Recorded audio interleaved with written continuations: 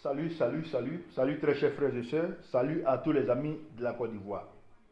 Chers frères et sœurs, nous sommes là encore, nous sommes là toujours, nous serons toujours là pour faire passer notre message, pour apporter notre petite contribution à la jeune démocratie qui est en construction, qui est en consolidation en Côte d'Ivoire. Nous serons toujours là pour barrer le chemin à ces méchants, à ces mécréants qui continuent de salir les autorités, qui continuent de salir nos autorités. Nous n'accepterons pas qu'on vienne calomnier des gens sur les réseaux sociaux.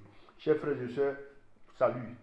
Avant de commencer, j'ai dit partager cette vidéo-là, partager cette vidéo, surtout partager pour que ça arrive là où ça doit arriver. On a besoin de débats, on a besoin de débats de contradiction ou de confirmation.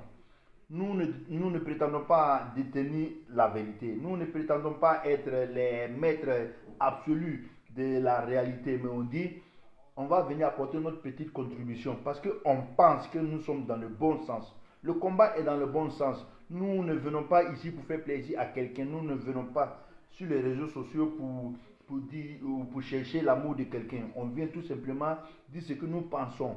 Notre part de vérité, comme je l'ai dit. On ne détient pas la vérité.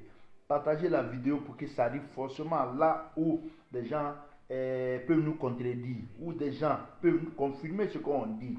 Parce que on pense savoir, on pense que nous connaissons, nous avons des informations, donc nous venons partager ces informations-là. Comme je l'ai dit, on ne détient pas la vérité absolue. Donc on a besoin de partager, on a besoin de confrontation, on a besoin de débats d'idées et d'arguments. Et nous invitons tous ceux qui pensent que ce que nous disons, c'est faux, tous ceux qui pensent que ce que nous disons n'est pas leur position, on les invite sur les plateaux pour venir débattre, pour venir donner notre position. Mais on le fait avec toute la sincérité. Nous ne sommes pas ces individus ou ces activistes qui passent de bureau en bureau, qui passent de maison en maison, qui sont financés par des mains obscures, qui sont financés pour venir dire n'importe quoi, pour venir mentir, pour venir calomnier. Nous n'attendons rien, je dis bien, nous n'attendons rien de personne. 5 francs, on n'attend pas de quelqu'un, voilà, pour que vous compreniez. Ce n'est pas parce qu'on n'a pas de propositions, on a des propositions. Chaque jour que Dieu fait, on a des coups de fil, on a des messages dans les inbox, on a plein de contacts. Des gens qui veulent salir tel ou tel, des gens qui cherchent forcément à faire des clashs. Nous ne sommes pas là pour faire des clashs. Nous sommes là juste pour envoyer le message, pour apporter notre petite pierre à la jeune démocratie, à la jeune nation qui est en train de se former de jour en jour. Vraiment, surtout, dire merci aux autorités qui font du gros boulot. Maintenant, blâmer ceux qu'il faut blâmer.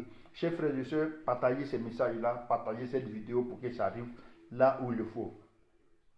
J'aimerais ici dire merci. En tout cas, encourager tous ceux qui font des vidéos. Tous ceux qui font des vidéos pour apporter, en tout cas dans toute la sincérité, j'ai dit, pour apporter une petite pierre, que ce soit un grain de sable à l'édification de cette jeune démocratie. En tout cas, tous ceux qui font ces messages d'encouragement, ces messages de soutien au bon travail qui est en train d'être fait aujourd'hui en Côte d'Ivoire, il faut le reconnaître. On a eu la chance quand même de voyager, on a eu la chance de côtoyer certaines personnes, on a eu la chance de voir des vidéos, des images, de causer avec certaines personnalités de partout dans le monde, en Afrique. En Côte d'Ivoire, le boulot est en train d'être fait. Tout n'est pas bon, c'est vrai. Tout ne peut pas être bon, c'est vrai. Mais beaucoup est en train d'être fait. Il faut le reconnaître, il faut le dire merci. Comme je l'ai dit, ça fait un bon bout de temps que nous ne suis pas sur les réseaux sociaux. Voilà, on reçoit chaque jour des messages, des gens même qui nous envoient des vidéos d'informations, nous envoient des vidéos d'enquête, nous encouragent à faire des vidéos. J'aimerais remercier tous ceux qui ont le temps, parce que c'est pas facile, c'est pas du tout facile.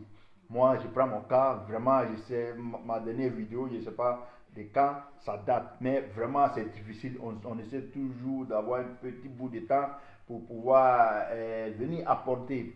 On a des idées, l'actualité aussi est pleine d'informations, mais vraiment le temps.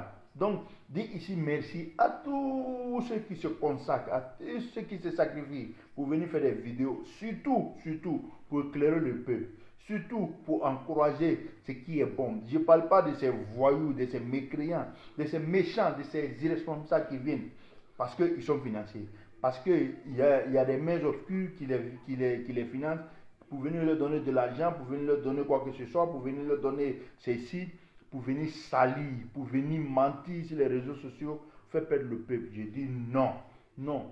Nous sommes là, nous ne voulons rien, nous demandons rien, nous n'entendons rien des personnes. Moi, j'apporte ma contribution parce que les informations, il faut aller la chercher. Les informations, on a plein d'informations, je vous dis. Chaque jour que Dieu fait, il y a des centaines et des centaines de vidéos qui m'arrivent pour éclairer. C'est vrai, comme on le dit, on essaie un peu de décortiquer. Est-ce que c'est bon? Est-ce que c'est pas bon? Est-ce que c'est possible? Est-ce que c'est pas possible? C'est vrai, et on finit par avoir des conclusions pour dire qu'on a des informations. On a des informations, et comme je l'ai dit, on ne prétend pas détenir la vérité absolue. On a notre niveau d'information. Partagez la vidéo, partagez cette vidéo pour que ça arrive là où ça doit arriver, pour qu'on ait des débats, des contradictions, avec des arguments. Je dis bien avec des arguments, pas avec des injures. Et je vois que la plupart des gens aiment des clashs. Et voilà, vraiment, on n'est pas prêt pour les clashs. Nous sommes là pour informer le peuple. Nous sommes là pour cultiver le peuple. Nous sommes là pour dire à nos frères et sœurs ce qui est bon. On peut se tromper. C'est pourquoi on dit partagez cette vidéo-là. Partagez cette vidéo-là. Je vais commencer par dire merci au président Alassane Ouattara. Je vais commencer par dire chapeau au président Alassane Ouattara. Chapeau à la Côte d'Ivoire. Chapeau aux autorités. Tout n'est pas bon, tout n'est pas rose. On est totalement d'accord. Mes chers frères et sœurs, on écoute tellement de choses sur les réseaux sociaux. Aujourd'hui, on se rend compte, ou d'autres, nous on se rend compte, le monde fonctionne d'une certaine façon. Et le président Alassane Ouattara l'a compris. On a déjà dit dans plusieurs vidéos, un chef d'État, c'est un père de famille. Nous sommes des pères de famille. Souvent on fait des boulots qui ne nous plaisent pas. Souvent on sort à des heures qui ne nous plaisent pas. Demandez à ceux qui travaillent la nuit, demandez à ceux qui se réveillent tôt, demandez à ceux qui rentrent à la maison tard, demandez à ceux qui envoient les enfants à l'école. C'est pour vous dire, on accepte certaines choses parce qu'on veut apporter du pain à la maison. On a des enfants à nourrir. On a des femmes à nourrir, on a des loyers à payer, on a ceci à faire, on a des charges. C'est pourquoi il y a certaines situations, certaines humiliations même qu'on accepte parce qu'il faut apporter du pain à la maison. C'est ce que le président Alassane Ouattara fait. Vous voyez, le monde fonctionne d'une façon, aujourd'hui, le monde est tellement global. On ne va pas rentrer dans trop de détails, mais j'ai dit, la Chine est aujourd'hui une référence parce que la Chine a accepté de tendre la main aux États-Unis. La France aujourd'hui est une puissance parce que la France, disons toute l'Europe a tendu la main aux États-Unis. Les États-Unis aujourd'hui sont puissants parce que les États-Unis ont eu aussi à tendre la main à d'autres peuples, ont eu aussi à commander. C'est tout simplement ce que le président Alassane Ouattara fait. J'ai dit, aujourd'hui les réseaux sociaux sont là. Dieu merci. Mais je vous jure, au temps de Laurent Gbagbo, si les réseaux sociaux étaient aussi actifs qu'aujourd'hui, je vous jure, Laurent Gbagbo et son clan là, ils allaient prendre les bagages une nuit et puis le lendemain, on n'allait plus les voir. Parce que je regarde comment est la Côte d'Ivoire aujourd'hui. Je regarde la qualité des emplois aujourd'hui en Côte d'Ivoire. Je regarde l'épanouissement de la jeunesse en Côte d'Ivoire aujourd'hui. Je regarde la sécurité aujourd'hui qui vit en Côte d'Ivoire aujourd'hui. Je regarde aujourd'hui les mouvements en Côte d'Ivoire. Je dis, mais on arrive à voir des vidéos, on arrive à voir des images pour blâmer ce président-là, le président Alassane Ouattara. On arrive à voir, mais au temps de Gbagbo, C'était chaque jour, à chaque coin de rue. Il n'y avait rien de bon. À commencer par les déchets toxiques. On sait comment les déchets toxiques sont arrivés en Côte d'Ivoire et les gens l'oublient. On parle seulement de la crise, on parle seulement des politiques. Mais et les déchets toxiques? Les déchets toxiques, jusqu'à aujourd'hui, continuent de faire du mal à la population ivoirienne. Et on sait comment les déchets toxiques sont rentrés, comment on dit, à Abidjan. Tous les pays là ont refusé. C'est nous là, on a accepté. La poubelle de l'Afrique. Sous Laurent Gbagbo, je dis bien. Je me promène à Abidjan. Je regarde partout. À part la statue que Laurent Gbagbo avait mis au Carrefour Sipores à Yopougon, je ne vois rien d'autre de Laurent Gbagbo. Rien. Et quand on sait que les moutons qui étaient entrés étaient postés à tous les carrefours, à tous les couloirs, raquettés, on a... faut pas, on va revenir sur les faits. Donc, chers frères et sœurs, ça c'était une parenthèse. On va quitter là-bas. On va dire merci encore président Alassane Ouattara. Je l'ai dit avant 2020. Avant 2020, que le président Alassane Ouattara, en 2019, était l'homme de l'année. Quand il a annoncé qu'il n'allait plus être président. C'était l'homme de l'année. En 2020, quand ces voyous, ces vauriens, qui avaient peur d'aller aux élections, affronter le président Alassane Ouattara, avait formé un semblant de CNT dans le bureau, qui ont alimenté des réseaux sociaux, qui ont alimenté des jeunes, qui ont manipulé des jeunes, qui sont allés se faire tuer là-bas. J'ai dit que le président Alassane Ouattara serait l'homme de l'année 2020. 2021, j'ai dit encore que le président serait l'homme de l'année. 2022, j'ai dit que le président Alassane Ouattara serait l'homme de l'année. 2023, il est l'homme de l'année. C'est pas encore fini, hein, mais il est l'homme de l'année. Et vous allez confirmer ça à la fin de l'année. Voilà le président Alassane Ouattara qui dit: chaque jour de l'année 2023, il y a 1 milliard pour la jeunesse. J'ai vu des jeunes qui ont dit: ah, milliard là, nous, on n'a pas reçu pour nous. Non, le président n'a pas dit que chaque jeune va venir prendre 1 milliard. Ou il va dire non, 1 milliard pour chaque jeune, chaque jour. Non. Le président Alassane Ouattara dit: formez des projets, formez-vous, présentez des projets viables. C'est faisable. Qui seront financés. Aujourd'hui, on voit le ministre Mamadou Touré. Merci encore, monsieur le ministre. On voit le ministre Mamadou Touré qui est en train d'animer les gens. On a dit, les jeunes, formez vos dossiers, laissez les gros bavards là qui sont en train de chanter, qui sont en train d'ironiser. Formez vos dossiers, allez-y, prenez votre part. On a l'habitude de dire que les politiciens mentent. Mais nous, on dit, et les gens l'ont vu, quand Alassane Ouattara dit, il fait. Quand Alassane Ouattara dit, il fait. Tout le monde voit. Tout le monde voit aujourd'hui la transformation de la Côte d'Ivoire. Ce n'est pas de la magie, c'est devant nous. Ça a commencé devant nous, les pieds de comment dire, Abobo. Les pieds de l'échangeur de Makassi. Ça a commencé devant nous. Aujourd'hui, on dit que les voitures circulent dessus. Pour ne pas parler du 5e pont, quand on sait que des gens ont cafouillé, on fait des cafouillages sur le carrefour de l'Indénier, on sait, ça a commencé devant nous et nous voyons chaque jour la transformation de la Côte d'Ivoire. Comme je l'ai dit, les gens m'envoient des vidéos. Non, toi qui défends Alassane Ouattara, regarde les images ça là. Même le pays le plus développé, vous allez trouver des lieux qui ne sont pas dignes. En Côte d'Ivoire, il y en a. Maintenant, les gens, l'argument que les gens disent, non, la Côte d'Ivoire, ce n'est pas Abidjan seulement.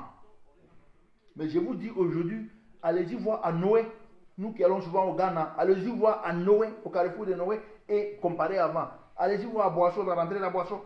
Allez-y à Boisflé, allez-y à Boaké, aujourd'hui il y a l'autoroute. Allez-y à Korogo, allez-y à Bangourou, allez-y à Dimokoro, allez-y à Bouna, allez-y à Odiene, allez-y à Touba, allez-y à Djokwe, allez-y à Man, allez-y à San Pedro aujourd'hui. Allez-y à Bassam, là on ne parle pas, tout le ça, à côté, tout le monde voit. Donc c'est pour vous dire, j'ai la chance d'avoir des amis, d'avoir des frères, qui sont dans le réseau, qui sont dans le ciment, qui sont dans les activités où tout est fait pour que, pour que la Côte d'Ivoire soit dans cette dynamique-là d'évolution. Les gens vont dire non, on nous a dit que voilà, là, on ne mange pas le goudron, on ne mange pas la route. Aujourd'hui, on mange la route. Laurent Gbagbo l'a dit. Il y a une vidéo de Laurent Gbagbo où il dit il était entre Seichi et Tiapoum. Il a dit vous pouvez même ne pas retourner si vous allez là-bas. Parce qu'il n'y a pas de route. Il a dit le gros problème de la Côte d'Ivoire, c'est qu'il n'y a pas de route. Les vidéos sont là. En tout cas, moi, dans mes vidéos, je n'ai pas tout eu le temps. Comme je l'ai dit, je n'ai pas vraiment le temps. Donc, les petites minutes que j'ai fait là, je ne vais pas chercher encore des vidéos pour mettre là. Laurent Gbagbo l'a dit, le problème de la Côte d'Ivoire, c'est les hôpitaux. Quand on demande à Laurent Gbagbo que les fonctionnaires font des grèves, il a dit, il les menaçait. Donc, en parenthèse, saluons le président Alassane Ouattara. Maintenant, on va revenir sur l'actualité fraîche. La nomination du Premier ministre, Beugre Mambé. D'abord, féliciter ce monsieur-là. Féliciter aussi Patrick Assi. Les gens, je ne sais pas qu'est-ce qu'ils ont en la tête, mais ils sont devenus tellement mécréants, ils sont devenus tellement méchants que tout est noir devant eux. Tout devient subitement mauvais quand c'est le président Alassane Ouattara qui fait. Beugre Mambé, on connaît son parcours. On connaît la classe d'homme qu'il est. Ce n'est pas un inconditionnel de Ouattara. Ouais, si Ouattara avait nommé Bitogo, Adama Bitogo, qui allait se passer? Ou bien s'il avait nommé Ali Koulibaly, s'il avait nommé Mamadou Touré, s'il avait nommé Yassine Sarasoro, s'il avait nommé Bagondo, s'il avait nommé Tene Brahima, s'il avait nommé Kandia Kamara comme Premier ministre, c'est les mêmes là qui allaient venir dire Ouattara, c'est eux encore. Mais une fois, ou pas une fois, non. Le président Ouattara, il a un message qui est conforme. Chaque politicien, chaque responsable qui prend ce message-là, qui fait la base de sa réflexion, va sortir grandi. Il dit, et je cite, Ouattara dit, le pays est un gâteau. Il faut savoir le partager. La Côte d'Ivoire est un tout. Il faut savoir donner pas à chacun. Même quand il fait ça encore, on dit non, c'est une surprise. On dit non, il veut capter des votants de ces grands partis-là. Mais justement, le président Ouattara, c'est un président d'un parti politique. Un parti politique qui aspire à gouverner, il cherche la majorité des Ivoiriens. Aujourd'hui, l'armée là, à Boisseau, à Zopé, tout là-bas là, c'est plus bastion des FPI. Hein? Bon, FPI même est cassé. Donc Gbagbo là même là, il va là-bas, on l'a eu. Le Guémon, ou tout le play dans l'année, tout ça là, c'est plus bastion de quelqu'un. Allons-y percher, allons-y chercher là où nous avons besoin de votants. C'est ce que le président Alassane Ouattara fait. Ça, c'est une parenthèse. Mais quand le président Alassane Ouattara nomme Beugre Mambé comme Premier ministre, un Ivoirien sensé qui a toutes ses facultés en place, doit être content. Le président Ouattara est du Nord. Le Premier ministre est du Sud. On n'est pas content? On n'est pas content? Il faut être content pour ça. Il faut saluer l'ouverture de ce monsieur-là. Il faut saluer ce monsieur-là qui pense que la Côte d'Ivoire pour tout le monde. Chacun doit avoir sa part. C'est ce qu'il a fait. Regardez la formation de son gouvernement. Et puis, Beugre Mambé, c'est un technocrate. C'est un homme politique. Il a toutes les facultés pour être Premier ministre. J'ai écouté aussi des gens qui disent non, le président Alassane Ouattara qui a parlé de la jeunesse, l'année de la jeunesse, et là, il prend un vieux pour le mettre Premier ministre. Il dit, mais un vieux ne peut pas exécuter un programme pour la jeunesse. Un vieux ne peut pas penser à la jeunesse. Un vieux ne peut pas aider la jeunesse. Où est le problème? S'il avait nommé Mamadou Touré ou Aboudraman Sissé, c'est les mêmes là qui allaient dire voilà ceci, voilà cela. Donc, félicitations au nouveau Premier ministre, Begré Mambé. Je suis sûr. Et puis, regardez, hein, il est ministre des Sports. Ouattara là. Tout le monde dit que Ouattara a surpris tout le monde. Mais c'est effectivement, c'est ça un chef. Un chef doit être imprévisible. Et Ouattara, même nous qui sommes avec lui, je dis bien, personne ne misait sur Begré Mambé. Et Ouattara, on l'a déjà dit, il est en avance sur sa génération. Le président Alassane Ouattara, il est en avance sur sa génération. On l'a déjà dit. On l'a déjà dit. Vous allez voir le résultat que la nomination de Begré Mambé va donner. D'abord, il est bon, c'est un bon travailleur. Il est écouté. D'abord, il est écouté. Il est très respecté. Et puis, quand vous voyez son parcours, vous voyez que c'est un homme, c'est un travailleur. Il n'est pas arrivé là par hasard.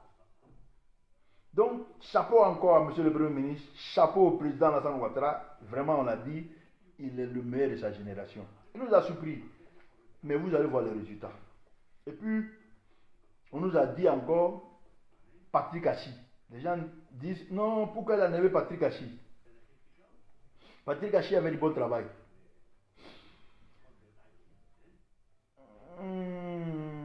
Je dirais oui. Mais il y a des taches noires.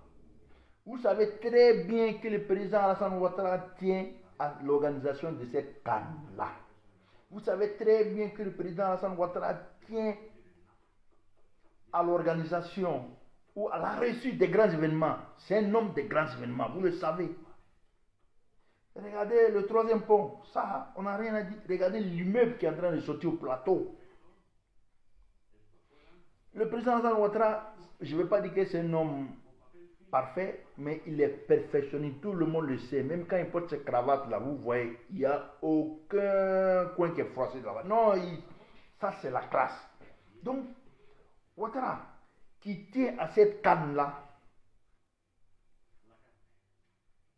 il voit la canne approche, il y a trop de... Vous avez vu ce qui s'est passé au stade Ebimpe, qui porte le nom du président Alassane Ouattara.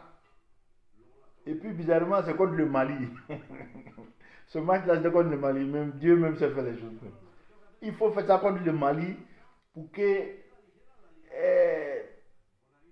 je ne vais pas dire que pour que ça ait plus de répercussions, mais pour que ce soit un détail. Donc, le stade, tout l'argent qui a été mis dans le stade a été mal. Rappelez-vous qu'il y a un match contre le Cameroun qui a été annulé au stade Mbépé parce que la pelouse n'était pas bien. Et l'État a décaissé 20 milliards pour refaire le stade. C'est ça qui a été là. Bon, les explications, on peut comprendre, on peut dire tout ce qu'on veut, mais le ministre des Sports a sa part de responsabilité dedans. Le Premier ministre a sa part de responsabilité dedans. Patrick Hachi. Quand on est Premier ministre et quand on est ministre des Sports, vous voyez bien, Begré Mambé est Premier ministre et ministre des Sports. Il remplace les deux là. Les deux où il y a manquement. On peut dire plein de choses. Mais là, Ouattara tient à ça. Ouattara tient à sa canne. Cette canne-là que la Côte d'Ivoire va gagner, je vous jure. Aujourd'hui, là, la Côte d'Ivoire va gagner cette canne-là. Si on ne gagne pas, s'il n'y a pas de problème. Donc ça, là, on ne peut pas me juger si ça, cher frère. Partagez la vidéo, faites arriver la vidéo là où ça doit arriver. Donc, Patrick Achi, dans l'ensemble, dans le groupe, il a fait de bons projets, il a fait du boulot. Mais le boulot auquel le président, excusez-moi, le projet auquel Ouattara tient là, c'est la canne, c'est sa canne. Ouattara avec cette canne-là. Il ne peut pas jouer avec ça.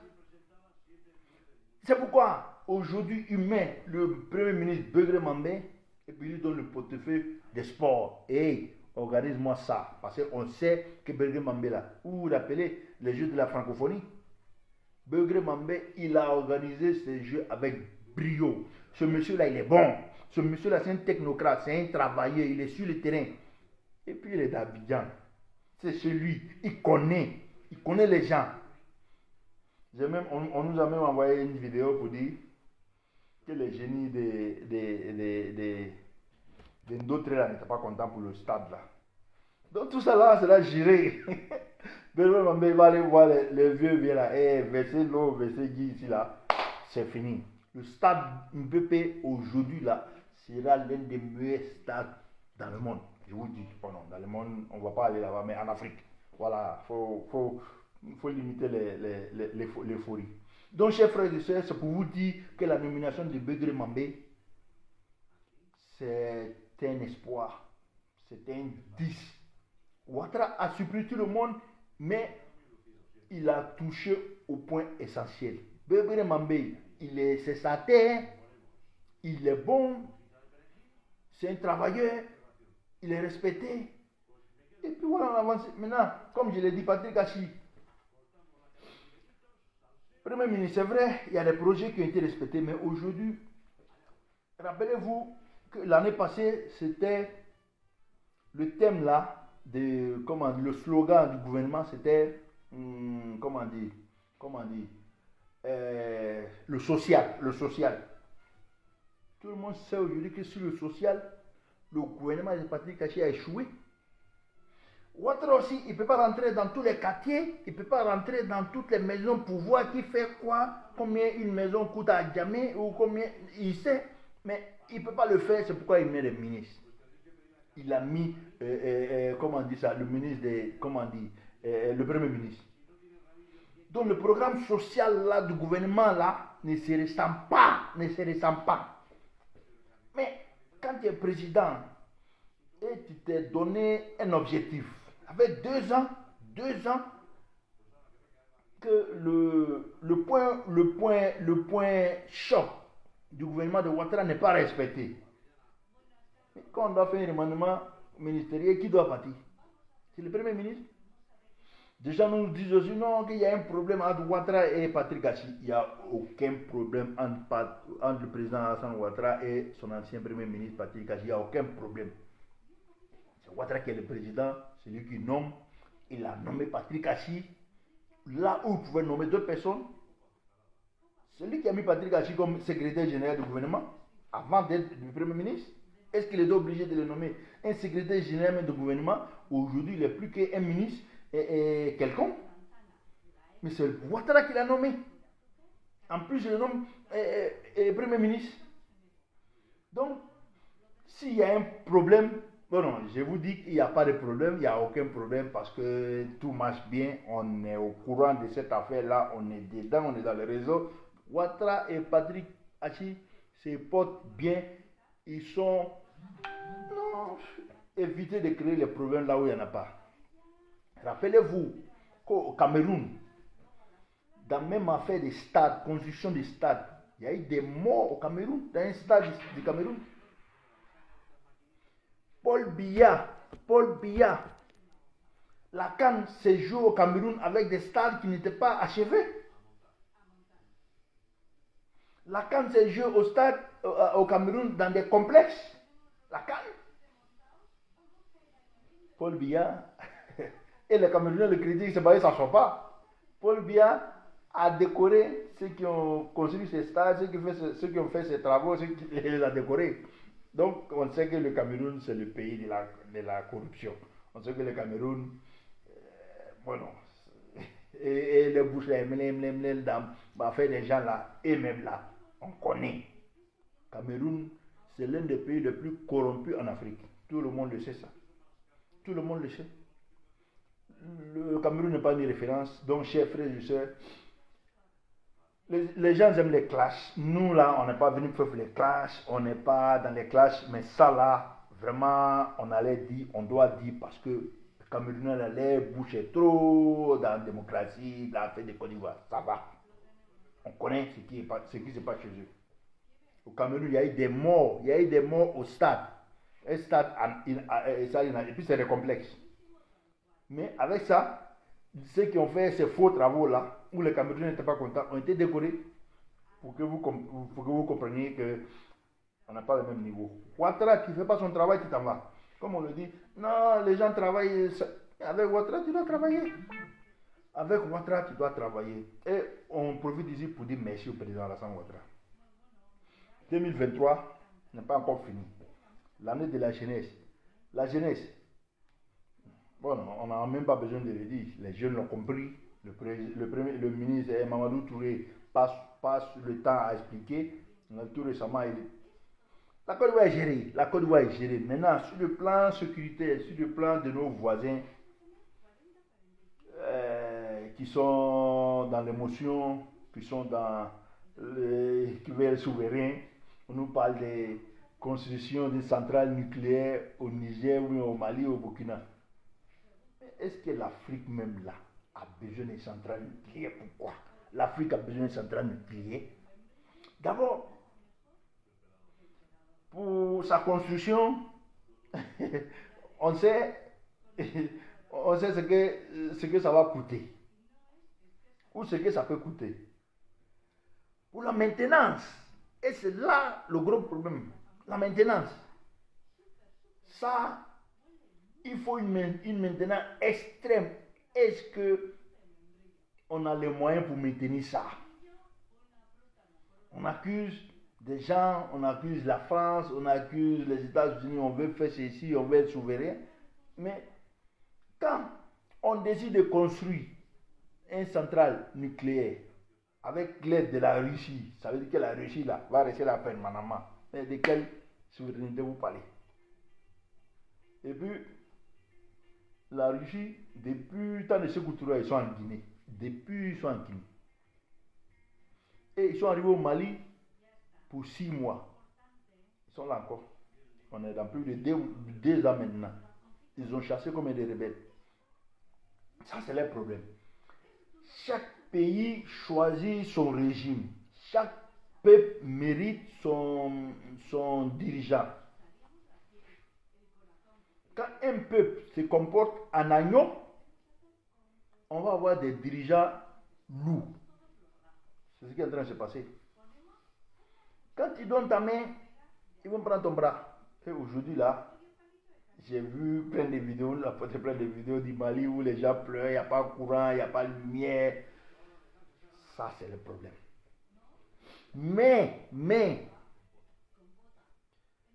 quand ton voisin a un problème, il faut être sûr que toi aussi tu as un problème. C'est pourquoi le président Alassane Ouattara, de temps en temps, veut leur tendre la main. Mais les gens là, ils ne comprennent pas.